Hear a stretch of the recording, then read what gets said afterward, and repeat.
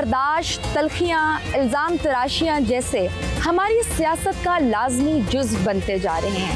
موروثیت کی چھاپ بڑی پارٹیوں کے ساتھ ساتھ چھوٹی پارٹیوں میں بھی پوری طرح اپنے پنجے گاڑے ہوئے ہے، لیکن مکمل طور ایسا نہیں۔ یہاں ایک ایسی سیاسی جماعت بھی موجود ہے جس میں موروثیت کا کوئی تصور نہیں۔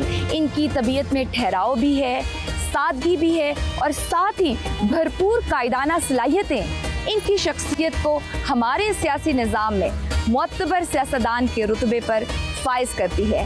میں آج موجود ہوں ایک تاریخی جگہ پر، یہ ہے منصورہ۔ جماعت اسلامی پاکستان کا ہیڈ کوارٹر۔ ہمارے آج کے مہمان ہوں گے امیر جماعت اسلامی سراج الحق۔ آئیے ان سے ملتے ہیں۔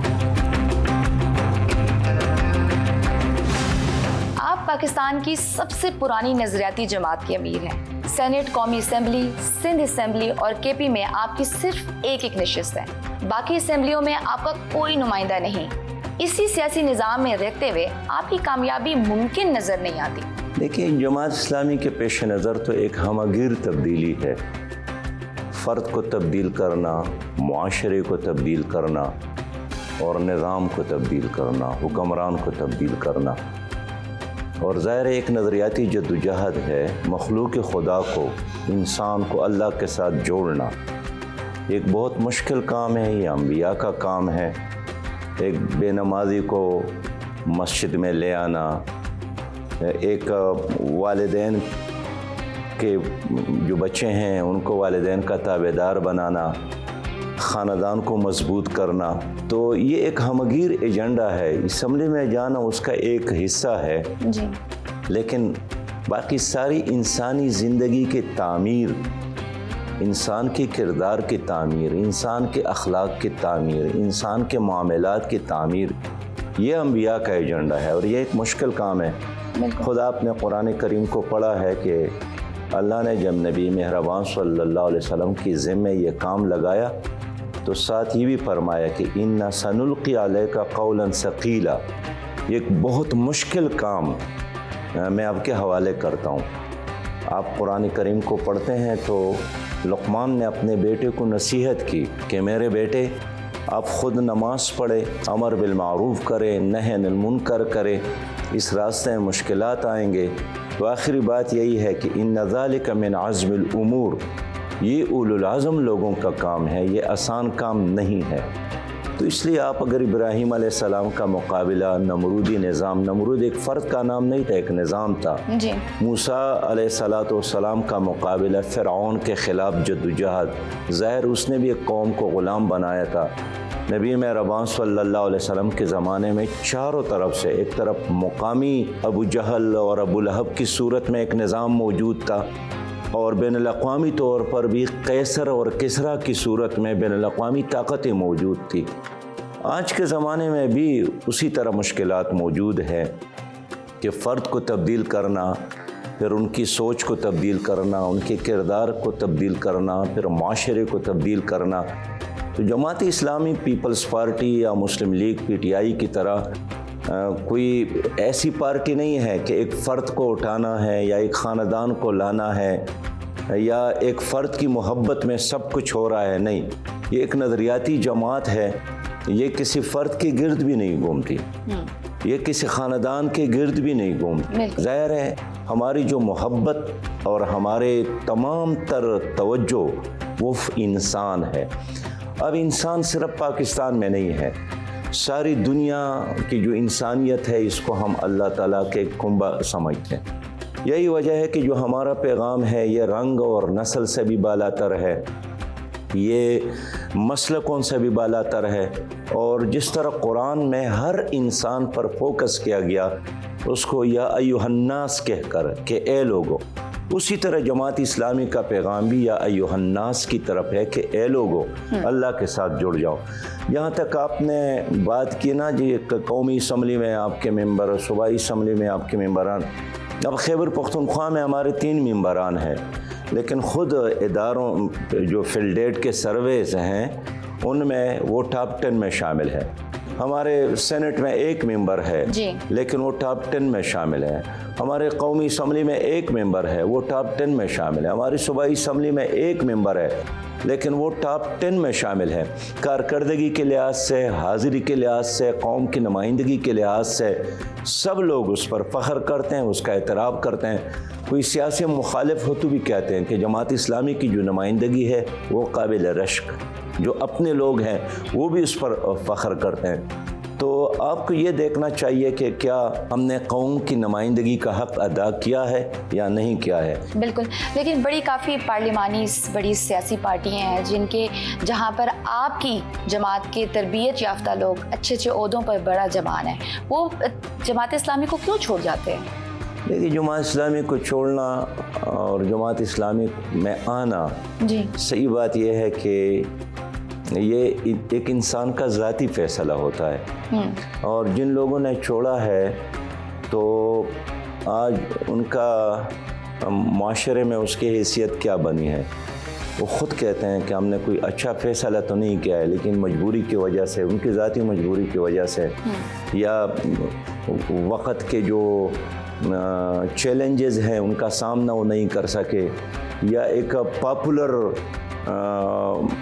उसमें आकर सियासत से मुतासिर होकर, मीडिया से मुतासिर होकर, माजी में कुछ लोग मुस्लिम लीग में ज़रूर चले गए या कुछ पीटीआई में चले गए, लेकिन जमात को छोड़ने के बाद भी हमेशा उनको पशेमानी रहती है, अफसोस रहता है और एतराफ़ करते हैं कि हमने कोई आइडियल फ़ैसला नहीं किया है। और मेरा ख्याल है कि एक वक्त ऐसा आएगा कि जितने लोग दूसरे जगहों पर मौजूद है ये दोबारा आएंगे जमात की तरफ। दो जमाती सियासी निज़ाम में खला पैदा हुआ जिसे तहरीक इंसाफ ने पुर किया। क्या वजह है कि जमात इस्लामी वो जगह क्यों नहीं ले सकी? नहीं, ऐसी कोई बात नहीं है कि पीटीआई ने कोई खिला पुर किया है। अगर उसने कोई खिला पुर किया होता तो आज मुल्क का ये हशर तो ना होता। ये भी एक स्टेटस को के फैसिलिटेटर ही बने हैं। इसमें क्या इनकलाब है? अगर ज़ुबैर उमर की बजाय उन्होंने असद उमर को लाया, उन्होंने कौन सा खिला पुर किया है? एक भाई के बजाय दूसरे भाई को लाया। समझा जाता है यूजुअली नौजवान या यूथ को सिंबल समझा जाता है चेंज के लिए, इनकलाब के लिए। हमारे मुल्क में भी कमोबेश 60% आबादी यूथ की डेफिनेशन पर पूरा उतरती है, लेकिन अगर आप देखा जाए आपके मरकज़ी शुरा में या आपकी जमात के आला ओहदेदारों में वो नौजवान नस्ल बहुत कम नज़र आती है। देखिए, इस वक्त जो सियासी जमातों के सरबराहान हैं, अब जरदारी साहब को ले ले, आप इमरान खान साहब को ले ले, आप नवाज शरीफ साहब और शहबाज शरीफ साहब को ले ले, आप मौलाना फजल रहमान साहब को ले ले, तो ये तो सारे 70 से ऊपर के हैं। मेरे ख्याल में सबसे कम उम्र पार्टी हेड तो आपके सामने बैठा है। अच्छा। और मैं यकीन, अब देखिए अभी KPK की बात कर लूँ, जनाब परवेज़ खान खटक जो है वो PTI के सदर है, 77 साल है।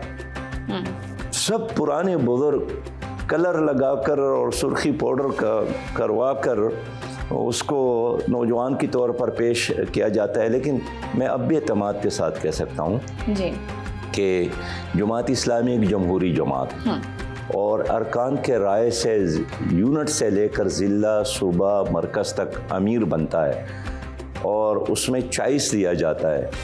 तो इसलिए हमेशा लोगों के इख्तियारात और लोगों के मर्ज़ी के साथ लोगों को लाया जाता है। ये दूसरे पार्टियों की तरह नहीं है कि मैंने इसको लगाया उसको लगाया, आवाम को पसंद हो या ना हो, कारकुनान को पसंद हो या ना हो।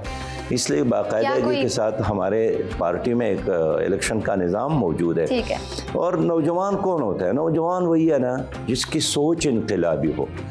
अगर 20 साल का एक लड़का है और जिसका सोच यही है कि बस यही निज़ाम, यही स्टेटस को ठीक है, वो बूढ़ा है। लेकिन अगर कोई 60 और 70 साल का बुजुर्ग है, वो कहता है कि नहीं, मैंने इस मुल्क में इस्लामी इनकलाब लाना है, ये नौजवान है, ये अच्छी सोच, ये नई सोच है। अच्छा, आपने नौजवान की वैसे डेफिनेशन बिल्कुल ही बदल दी है, लेकिन अगर उम्र का ही उसको रखा जाए उम्र की नज़र में, तो क्या आपको लगता है कि आप एक नौजवान आपकी पार्टी का अमीर बन सकता है, जमात इस्लामी का अमीर बन सकता है? देखिए, जब मैं अमीर बना मेरी उम्र कितनी थी, काई साहब की उम्र कितनी थी, خود سید ابوالعلا مودودی رحمۃ اللہ علیہ جب امیر جماعت بنے تھے تو بالکل ینگ تھے. میں اس لیے کہنا چاہتا ہوں کہ آج بھی یعنی اگر کالجز اور یونیورسٹیوں میں الیکشن ہو، اور ماضی میں جب الیکشن ہوتا تھا لوگ جماعت پر اعتماد کرتے تھے، خاص کر لڑکیاں ساتھ دیتی تھی.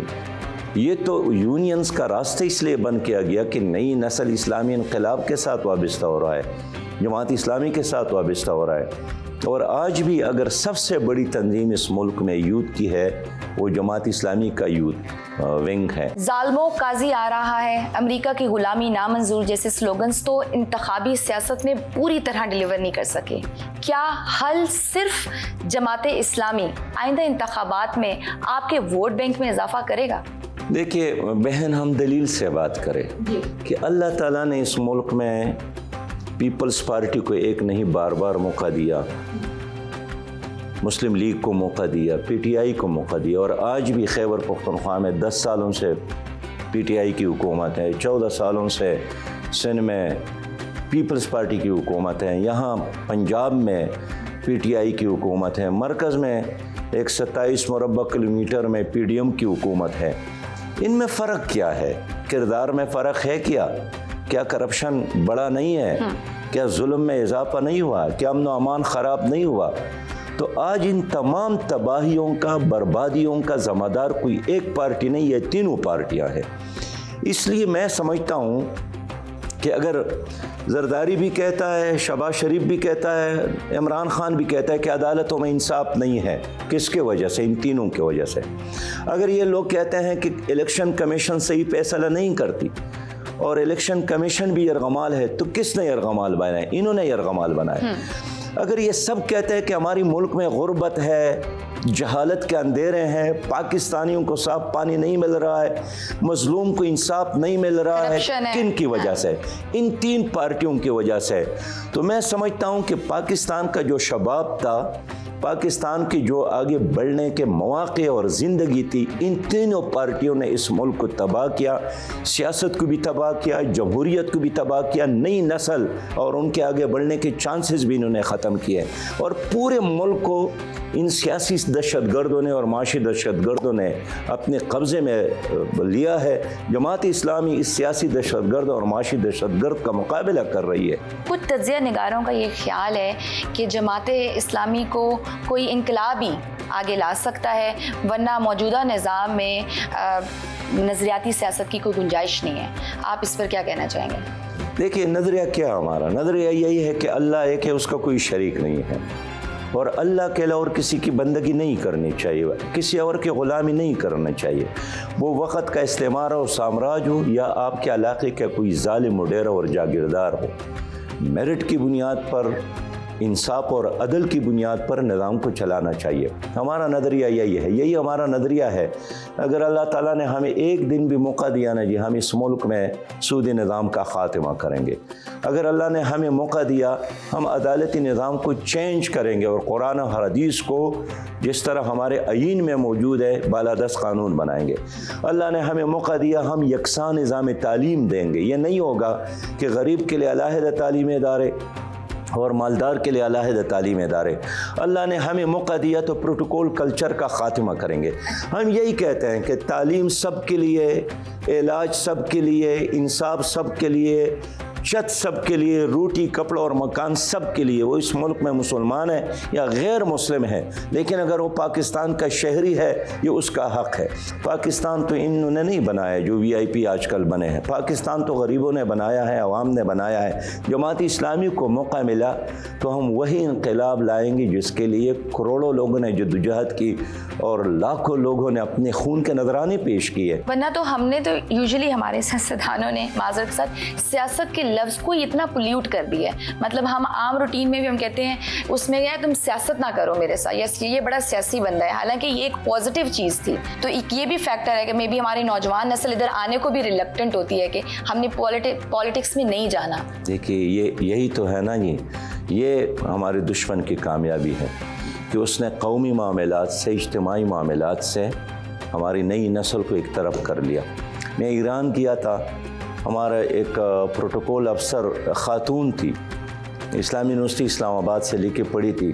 میں نے ان سے پوچھا آپ نے ووٹ استعمال کر رہے ہیں؟ انہوں نے کہا کہ میں نے طے کیا تھا کہ میں ووٹ استعمال نہیں کروں گی، لیکن اب ہماری امام نے فتویٰ دیا ہے کہ ووٹ کون استعمال نہیں کرتا ہے، یا وہ جو جاہل ہو جی اس کو اپنے ووٹ کی قیمت معلوم نہ ہو، یا وہ کہ وہ منافق ہو، جی ایران کو ترقی دینا نہیں چاہتے ہیں۔ تو میں اس لیے سمجھتا ہوں کہ سیاست کو نہیں چھوڑنا چاہیے۔ سیاست انبیاء کا کام ہے، یہ شیطان اور ابلیس کا کام نہیں ہے۔ سیاست کا مطلب اصلاح ہے، اصلاح فرد بھی، اصلاح معاشرہ بھی، اصلاح حکومت بھی، اور یہی انبیاء کا کام ہے۔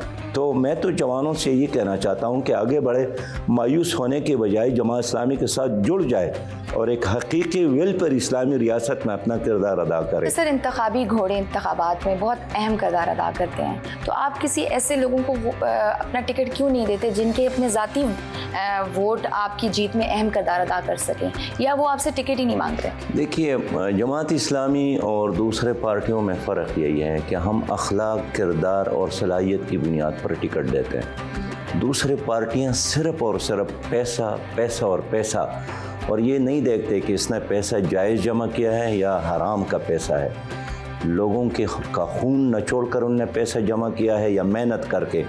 اور یہی وجہ ہے کہ یہ لوگ کروڑہا لگا کر جب اسمبلیوں میں پہنچ جاتے ہیں تو پھر اپنے پراپرٹیز میں اور اپنے بینک اکاؤنٹ میں اضافہ کرتے ہیں۔ جماعت اسلامی ہمیشہ ٹکٹ دیتی ہے صاحب کردار لوگوں کو، اور جماعت کے دروازے کھلے ہیں۔ آپ کے پروگرام میں بھی یہی کہنا چاہتا ہوں کہ جتنے ایسے لوگ ہیں جو بدنام نہیں ہیں اور نیک نام لوگ ہیں اور ملک کے لیے خدمت کرنا چاہتے ہیں، وہ اسمبلی کے فلور پہ آنا چاہتے ہیں، وہ تعلیم کے میدان میں خدمت کرنا چاہتے ہیں، وہ ہماری کسی الخدمت کے پروجیکٹ کا حصہ بننا چاہتے ہیں، اس کے لیے جماعت اسلامی کے دروازے کھلے ہیں۔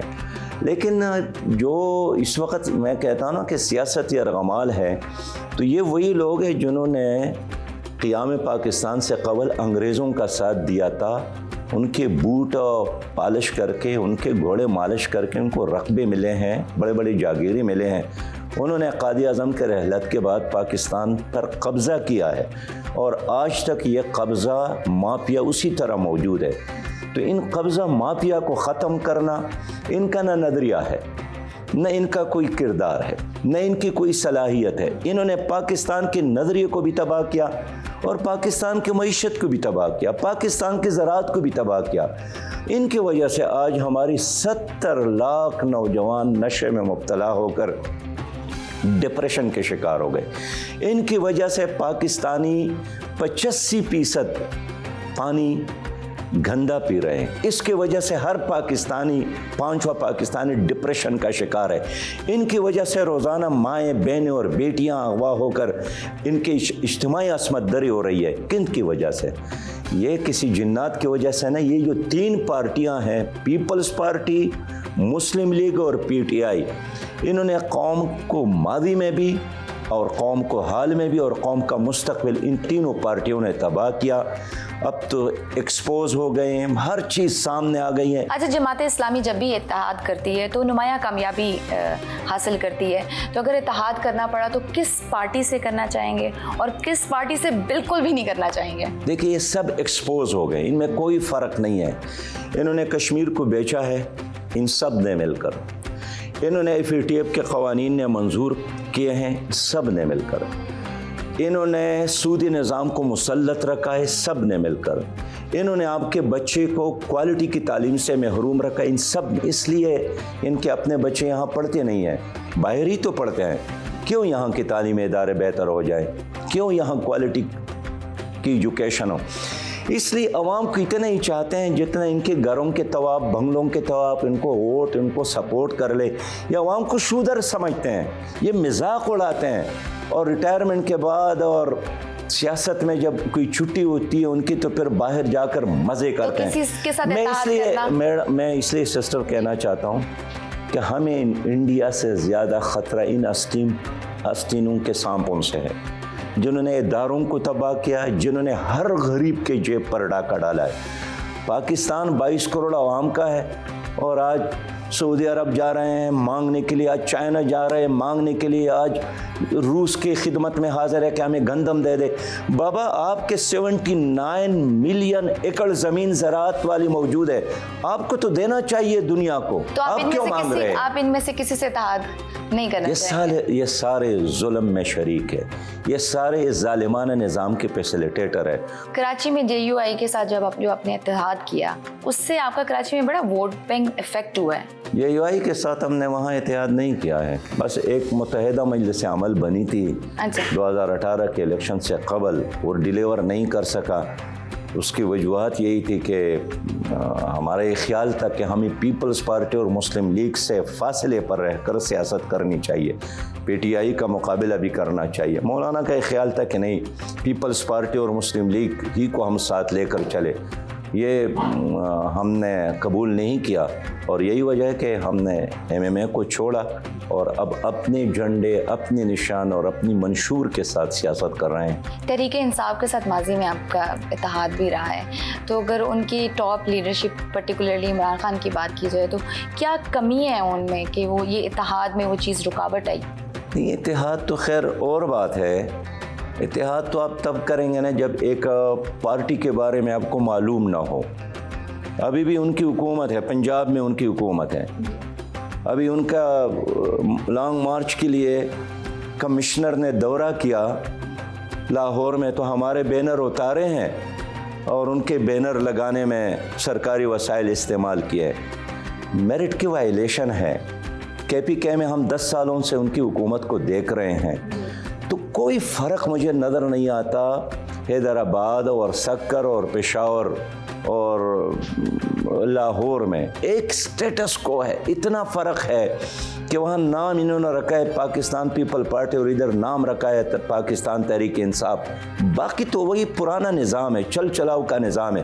سراج الحق ایک سادہ سے گھرانے سے تعلق رکھتے ہیں، ایماندار شخص کی شہرت کے حامل ہیں، اور امیر بننے کے بعد بھی ان کے اثاثوں میں اضافہ نہیں ہوا۔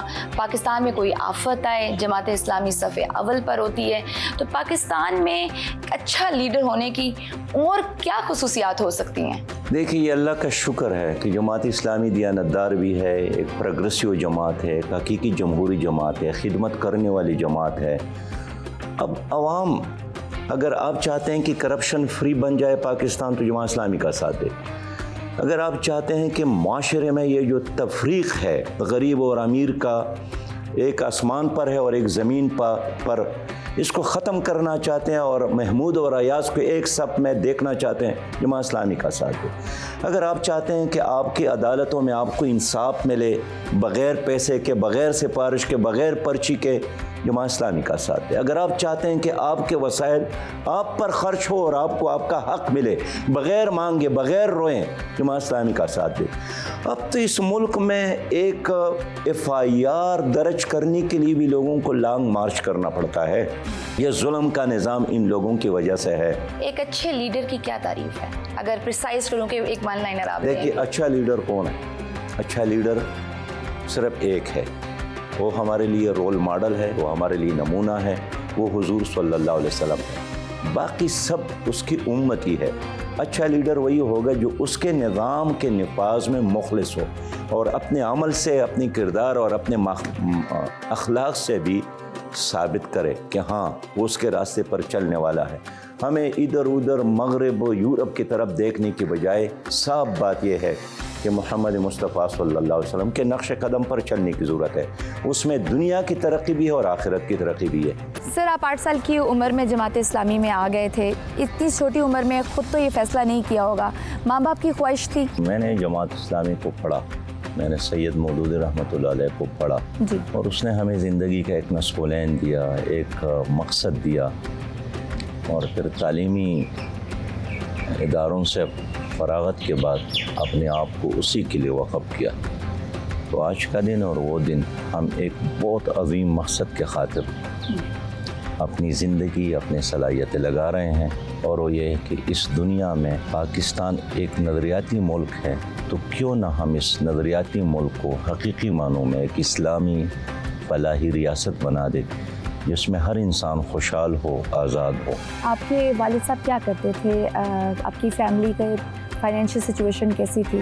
میرے والد صاحب پڑھاتے تھے، اچھا، اور گاؤں میں زمین بھی ہے چھوٹی سی، جی، لیکن خود کاشتکاری نہیں کرتے تھے۔ اچھا، اس نے بھی اپنا سارا وقت پڑھانے اور تدریس کو وقف کیا تھا۔ اچھا، کیا یہ بات درست ہے کہ آپ کی والدہ آپ کی ٹوپی اس لیے ٹیڑھی رکھتی تھی کہ آپ کی ٹوٹی ہوئی چپل کی طرف دھیان نہ جائے کسی کا؟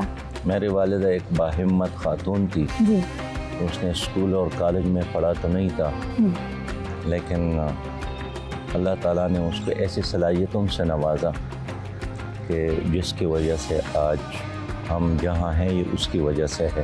بے شک۔ اور غربت افلاس تو ہر گھر میں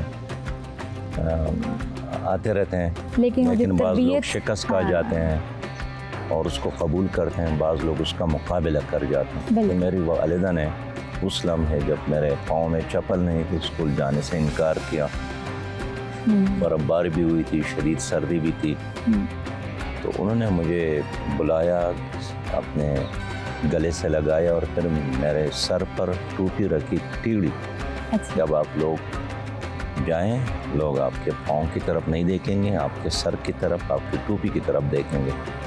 اور بس اس کے سیکشن سے میں ایسا ہی متاثر ہوا کہ رونا دھونا بن کے اور اسکول جانے لگا۔ اچھا، آپ کی شادی کب ہوئی، کہاں ہوئی، کتنے بچے ہیں آپ کے؟ میری شادی 1992 میں ہوئی ہے۔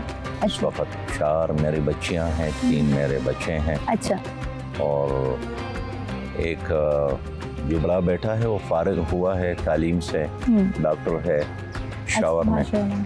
باقی بیٹیاں ہیں وہ کچھ اسکول میں ہیں، کچھ پڑھ رہی ہیں ابھی تک کالج میں۔ آپ کے بچوں کا، آپ کے بیٹے کا سیاست میں باقاعدہ طور پر آنے کا کوئی پلان ہے؟ فیصلہ نہیں ہوتا ہے، میں اتنا ہی چاہتا ہوں کہ میرے بچے بھی جماعت اسلامی کے کارکن ہو، جی، اور وہ نظم ڈسپلن کے ساتھ جماعت میں کام کرے۔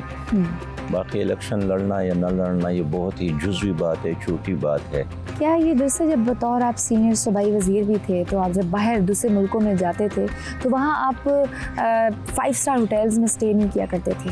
دیکھیے، ہمیں غریب قوم ہے، ہم ایک مقروض قوم ہے، اور یہ شرم کی بات ہے کہ ہمارے لوگ باہر کے ہوٹلوں میں جاتے ہیں اور اس کا بل وہ خود ادا نہیں کرتے ہیں، بلکہ عوام کے پیسے پر، حج میں بھی اور عمرے میں بھی، اور ثواب بھی عوام کے پیسوں پر۔ اس لیے میں جرمنی گیا، ایک فائنانس منسٹر کی حیثیت سے ہماری سرکاری وزٹ تھی، انہوں نے ہمیں بھی روٹین کے مطابق بڑے ہوٹل میں ٹھہرانے کا فیصلہ کیا تھا، لیکن عجیب مسئلہ تھا کہ اس کا بل ہم ہی نے ادا کرنا تھا۔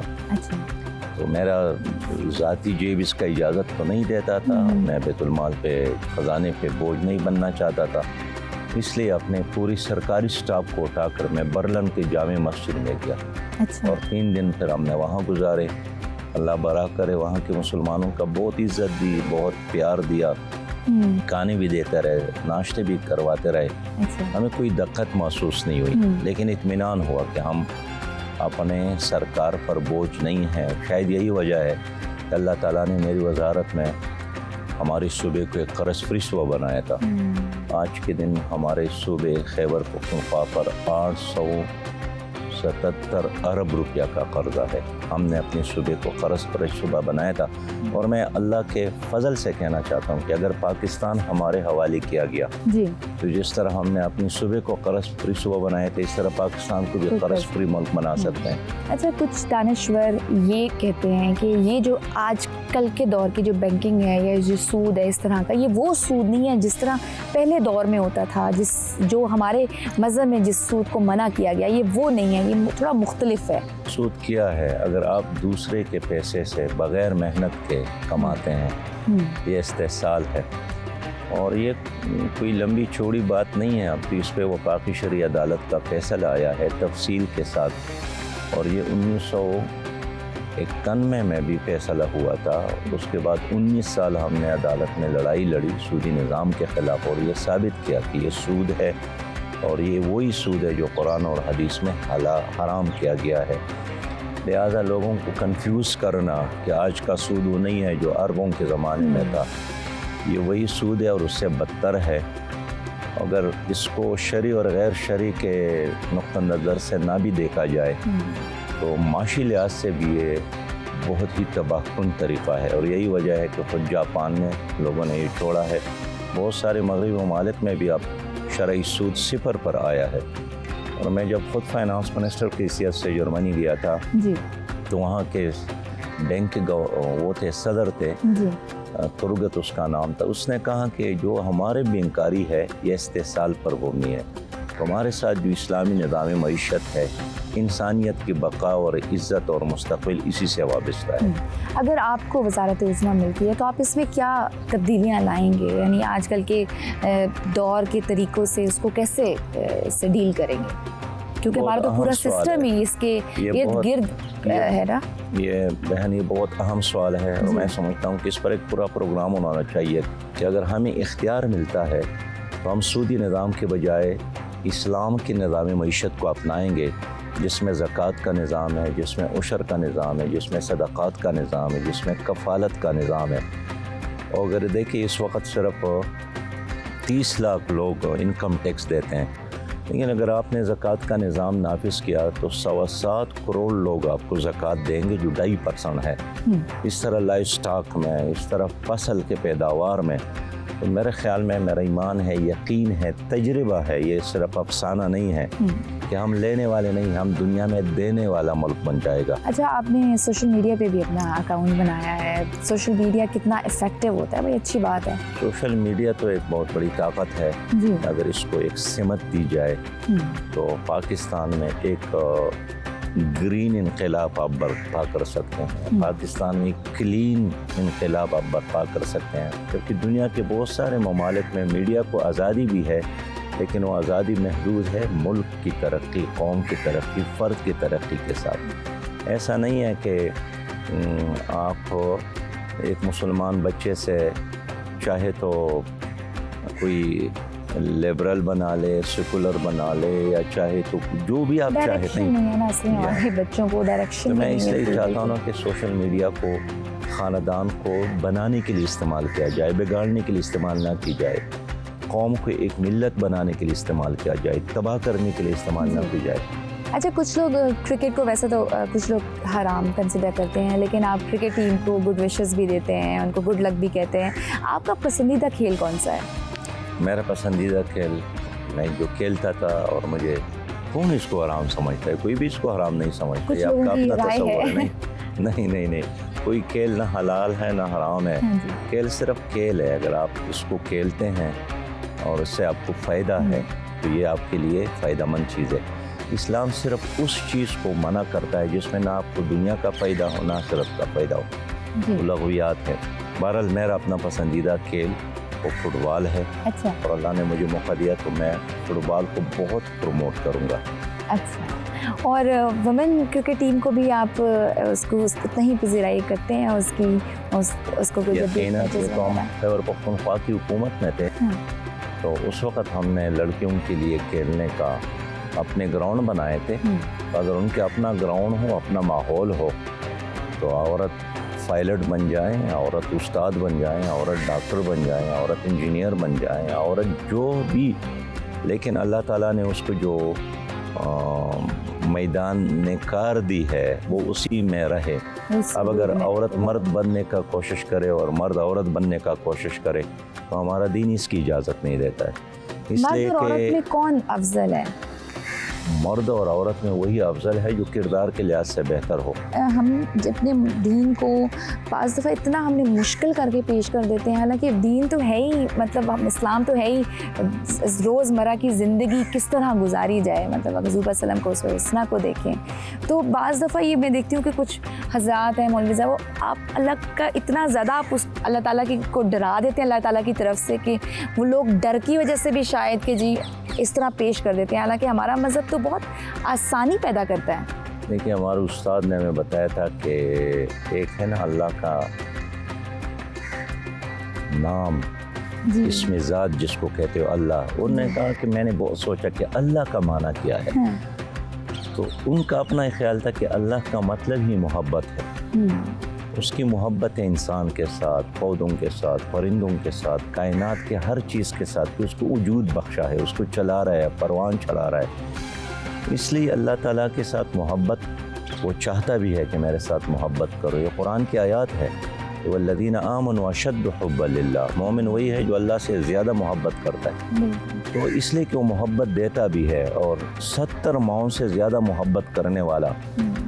لیکن دیکھیے جو آپ نے بات کی نا جی، میں وہاں جرمنی میں ایک عورت نے اسلام قبول کیا تھا، اس نے مجھے بتایا تھا، نہیں جرمنی کی بات نہیں، جاپان میں، تو سویڈش تھی، بہت تعلیم یافتہ، انہوں نے کہا یہاں مسلمان آ کر اپنی کلچر کو اسلام کہتے ہیں، ترکی، عرب، افغان، پاکستانی، ہر ایک اپنے اپنے کلچر کو اسلام کا نام دیتے ہیں، لہذا کلچر اسلام نہیں ہے، اسلام ایک دین ہے، دین فطرت ہے، جس میں ہر انسان کے لیے ایک باوقار زندگی گزارنے کی گنجائش ہے۔ پارلیمانی نظام زیادہ بہتر ہے یا صدارتی نظام زیادہ بہتر ہے؟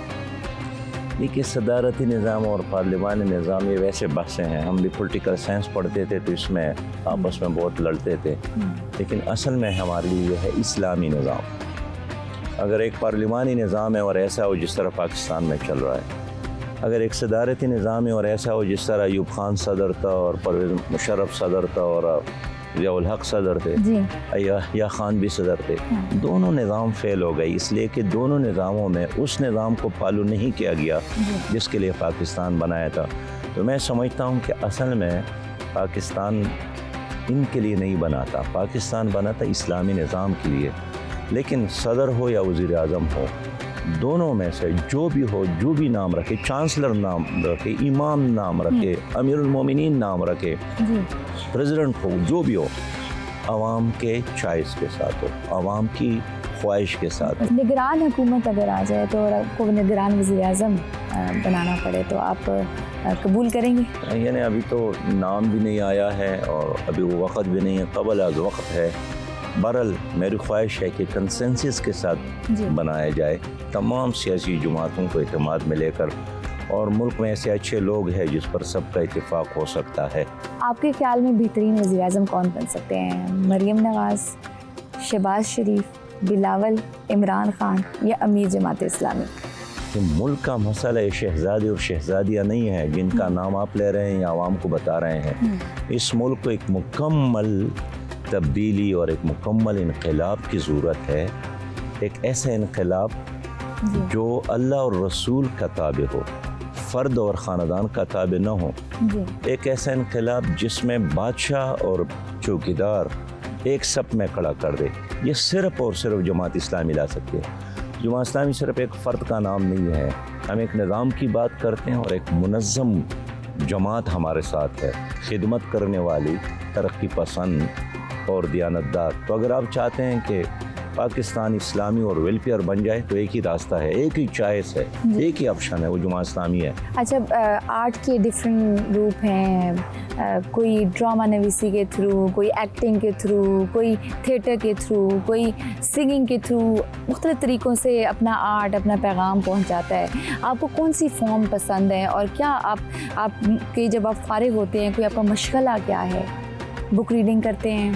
صحیح بات یہ ہے کہ رات 11-12 بجے تک ہم کام کرتے ہیں اور بعد میں جب فارغ ہوتے ہیں تھوڑا بہت جو واٹس ایپ پہ پیغامات ہوتے ہیں ان کی جوابات دیتے ہیں۔ اچھا، تو ایک زمانہ تھا کہ آدمی ناول پڑھتا تھا اور ڈائجسٹ وغیرہ ہم پڑھتے تھے۔ کوئی کبھی مووی شوبی دیکھی، فلم وغیرہ؟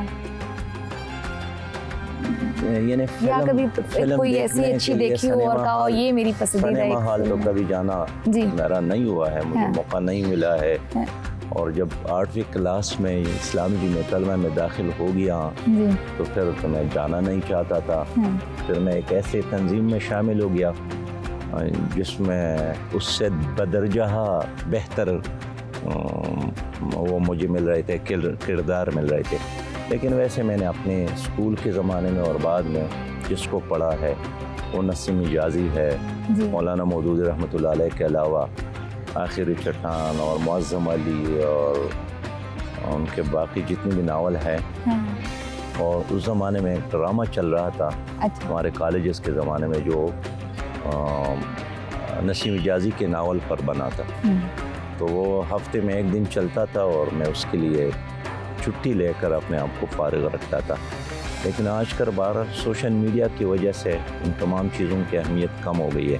کتابوں کی اہمیت کم ہو گئی ہے. لوگ بچے پہلے ٹرینڈ ہوتا تھا، میں بچپن میں ہمارے پاس بکس ہوتی تھی، اب ہمارے بچے ہیں ان کے ہاتھوں میں فون ہے، ٹیبز ہیں اور کارٹونز دیکھ رہے ہیں. تباہی ہے، یہ بربادی. کتاب سے تعلق ختم ہو. میں جاپان گیا تھا، انہیں 2 دن آپ ٹرین میں سفر کریں نا جی، لوگوں کے ساتھ اتنی موٹی موٹی کتابیں ہوتے ہیں. یہ آپ کے موبائل تو انہوں نے بنائے ہیں بالکل، لیکن خود وہ اس چیزوں پر ٹائم ضائع نہیں کرتے ہیں، وہ پڑھتے ہیں. آپ کسی جاپانی گلی سے گزر جائے نا جی، اتنے بڑے بنڈل آپ کو ملیں گے اخبارات کے، سلیقے اور طریقے کے ساتھ رکھتے ہیں، اور ساتھ ایک فہرست بھی ہوتے ہیں کہ فلاں تاریخ سے فلاں تاریخ تک یہ اخبارات ہیں، آپ اٹھا سکتے ہیں. تو میں سمجھنا چاہتا ہوں کہ کبھی بھی انسان ترقی کرے گا، کتاب کے بغیر کبھی ترقی نہیں کر سکتا ہے. بالکل. عدم اعتماد، عدم برداشت اتنی زیادہ ہو گئی ہے ہماری سوسائٹی میں، لیڈروں کی وجہ سے. میں پھر کہوں گا ہم صحیح بات کرتے ہوئے بھی اب گھبراتا ہے کہ کوئی بات کی تو اگلے کو بری نہ لگ جائے. بہن، معاشرے میں جتنی برائیاں ہیں وہ غریب آدمی کی وجہ سے نہیں ہے، وہ بازار کی چوکیدار یا عام پولیس کی وجہ سے نہیں ہے، لیڈرشپ کی وجہ سے. آج اگر آپ کہتے ہیں کہ عدم برداشت ہیں، آپ کی لیڈرز کی وجہ سے. اگر آپ کہتے ہیں کرپشن ہے، آپ کی لیڈر کی وجہ سے. اگر آپ کہتے ہیں گالی گلوچ ہیں، آپ کی لیڈرشپ کی وجہ سے. عربی کا ایک مقولہ ہے کہ الناس علی دین ملوکہم، جیسے ہی حکمران ہوتے ہیں ویسے ان کے لوگ ہوتے ہیں. تو معاشرے میں برائیوں کی ماں جو ہے نا جی، وہ آپ کی حکومت ہے اور آپ کی لیڈر ہے. آپ ایک بار اچھا لیڈر دے دیں نا جی، ذمہ دار لیڈر، خوف خدا والا، یہ سارا معاشرہ ٹھیک ہو جائے گا. آپ نے کبھی اپنے بچوں کے لیے کسی سے سفارش کی؟ مجھے یاد نہیں ہے میں نے کبھی سفارش کی. اچھا. اور نہ میری کسی نے کبھی سفارش کی ہے، نہ اپنے بھائیوں کی سفارش کی ہے. بلکہ مجھے یاد ہے ایک بار میرا چھوٹا بھائی انٹرویو دے رہا تھا ایک پوسٹ کے لیے. ڈپٹی کمشنر نے مجھے فون کیا کہ ایک نمبر کی کمی ہے، تو آپ کا کیا حکم ہے. میں ان دنوں سینئر منسٹر تھا، فائنانس منسٹر تھا، اور میرا ڈپٹی کمشنر چاہتا تھا کہ یہ مجھے کہہ دے یار ایک نمبر کا مسئلہ ہے، لیکن میں نے کہا نہیں، کسی اور کا حق ان کو نہ دے. اچھا. ہاں، وہ رہ گیا، گلا کرتا رہا. اچھا. لیکن میرا ضمیر تو کم از کم مطمئن ہے کہ میں نے کسی اور کی منہ کا نوالا چھین کر اپنے بھائی کی منہ میں نہیں ڈالا. ٹھیک. آپ کی جماعت میں امیر کیسے منتخب ہوتا ہے، اور کیا یہ بات درست ہے کہ امیر خود بذات خود ووٹ کے لیے نہیں کہہ سکتا، درخواست نہیں کر سکتا؟ یقیناً ہمارے جماعت کے اندر جو طریقہ ہے الیکشن کا، اس میں کوئی امیدوار نہیں ہوتا ہے. اگر آپ کے پاکستان میں 30,000 ارکان ہے یا 40,000 ہے یا 50,000 ہے، 50,000 میں سے جس کو بھی چاہے آپ امیر بنا سکتے ہیں. البتہ اخلاقاً یہ منع ہے کہ کوئی آدمی خود اپنی ذات کو ووٹ دے. اس لیے کہ جو آدمی چاہتا ہے کہ میں ہی بنوں، اللہ تعالیٰ کی نصرت ان کے ساتھ نہیں ہوتی ہے. اس لیے ہمیشہ لوگ دوسروں کو ترجیح دیتے ہیں. تو ہمارے جماعت میں بالکل ایک آزاد الیکشن کمیشن ہے جو کسی امیر یا شورا کو جواب دہ ہے، لیکن امیر کو جواب دہ نہیں ہے، بالکل آزاد ہے. اور اس کے علاوہ ایک اور ٹریبونل ہے، اس میں اگر الیکشن کے دوران آپ کو کوئی شکایت ہو تو آپ کی شکایت وہی سنے گا. اچھا. تو بالکل 100% جمہوری جماعت ہے. اور یہی وجہ ہے کہ پلڈیٹ نے کہا ہے کہ پاکستان میں ایک ہی سیاسی جماعت ہے جو حقیقی معنوں میں جمہوری ہے، وہ جماعت اسلامی پاکستان. آپ کی جماعت میں عورتیں کوئی اہم عہدوں پر ہیں؟ اگر ہیں تو ان کی کتنی تعداد ہے؟ یقیناً ہماری جماعت میں خواتین کا جو رنگ ہے بہت مضبوط ہے، اور پاکستان کی تمام سیاسی جماعتوں میں سب سے طاقتور ونگ ہے اپنے کام اور اپنے اختیارات کے لحاظ سے. اور ہماری شورا میں بھی اس وقت تقریباً 10 ارکان خواتین ہیں، باقاعدہ منتخب ہے. اچھا. اور میرا بھی ایک ووٹ ہے، ان کا بھی ایک ووٹ. تو کوئی ایسا امیدوار جو مطلب الیکشن لڑنا چاہے لیکن اس کے پاس وہ وسائل نہ ہوں فائنینشلی بھی، تو وہ جماعت اس کو بھی سپورٹ کرتی ہے؟ بالکل. آپ دیکھیں باقی پارٹیاں کیا کرتی ہیں. اگر آپ پارٹی لیڈر کو 50 لاکھ دے دے، 1 کروڑ دے دے، 10 کروڑ دے دے تو وہ آپ کو ٹکٹ دے گا. جماعت اسلامی اس بنیاد پر اس لیے ٹکٹ نہیں دیتی ہے کہ پھر تو سرمایہ دار ہی کو ٹکٹ ملے گا اور غریب کے لیے کوئی گنجائش ہی نہیں ہے. تو اس لیے میں نے خود الیکشن میں حصہ لیا ہے، 2 بار میں صوبائی اسمبلی کا رکن رہا ہوں. جی. تو ہمارا جتنا بھی الیکشن کا بجٹ تھا یا الیکشن کا جو فنڈ تھا وہ ہمارے کارکنان نے مقامی طور پر قائم کیا تھا. البتہ مرکز نے ہمارے ساتھ تعاون کی تھی، مرکز جماعت اسلامی نے. جی. تو ہم اپنے جو امیدوار ہوتے ہیں اس کو یہ اجازت نہیں دیتے ہیں کہ آپ اپنے زمینی بیچ کر انویسٹمنٹ کر لے. اس لیے کہ جو زمینیں بیچ کر انویسٹمنٹ کرے گا، الیکشن پہ لگائے گا، وہ دوبارہ کمائے گا بھی. تو ہمارے ساتھ جو بھی صلاحیت ہے ہم جمع کر کے اپنے امیدوار پر خرچ کرتے ہیں. ہاں، اگر کوئی امیدوار ایسا ہے کہ اس کے ساتھ ذاتی پیسہ ہے، بہت اچھی بات ہے. ہم کہتے ہیں اس کو باقاعدہ آپ بیت المال میں جمع کریں اور وہ پیسہ پھر آپ بیت المال سے لے کر الیکشن پر خرچ کر سکتے ہیں. جی. کیا خواتین وزیر اعظم بن سکتی ہیں یا بننا چاہیے؟ خاتون تو کیا، خاتون کا بیٹا وزیر اعظم بن سکتا ہے، اس کا شوہر وزیر اعظم بن سکتا ہے، اس کا نواسہ وزیر اعظم بن سکتا ہے، اس کا پوتا وزیر اعظم بن سکتا ہے. تو اگر ایک عورت کی اتنی زیادہ اختیارات ہو پھر اس کو اتنا بوجھ اٹھانے کی کیا ضرورت ہے؟ آلریڈی اللہ تعالیٰ نے ان کو اتنی ذمہ داریاں ڈالی ہے. تو ہمارے دین میں دینی فطرت ہے. جی. تو مرد کو ایک کام حوالہ کیا ہے، عورت کو دوسرا کام حوالہ کیا ہے. جی. تو میں سمجھتا ہوں کہ دیکھیے اللہ تعالیٰ نے بہت آسانیاں دی ہیں عورت کو. بالکل. آپ کے ساتھ گفتگو کر کے اتنا اچھا لگا، آپ کا دھیما انداز اور آپ نے جس پیشنس سے آپ کو جانا بھی تھا، جلدی تھی، آپ نے ٹائم دیا، بہت اچھا لگا. یہ ملاقات ہمیشہ یادگار رہے گی. تو ہم اپنے ویورز سے اجازت چاہیں گے. آپ لوگوں کا بہت شکریہ یہ پروگرام دیکھنے کا. میری اور آپ کی ملاقات ہوگی ہر اتوار کو 7 بجے. اللہ حافظ.